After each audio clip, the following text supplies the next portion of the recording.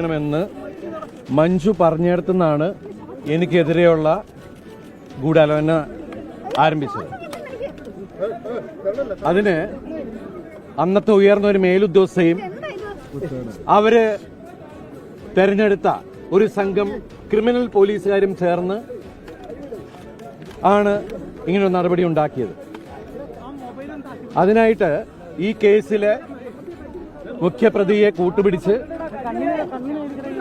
അയാളുടെ ജയിലിൽ ഉണ്ടായിരുന്ന കൂട്ടുപ്രതികളെയും കൂട്ടുപിടിച്ചിട്ട് ഈ പോലീസ് സംഘം ഒരു കള്ളക്കഥ മെനഞ്ഞെടുക്കുകയാണ് ചെയ്തത്.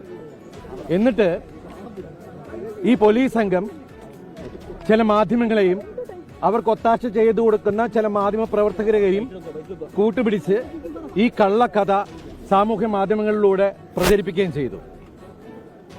ഇന്ന് കോടതിയിൽ ഈ പോലീസ് സംഘം ഉണ്ടാക്കിയ കള്ളക്കഥ തകരുകയാണ് ചെയ്തത്.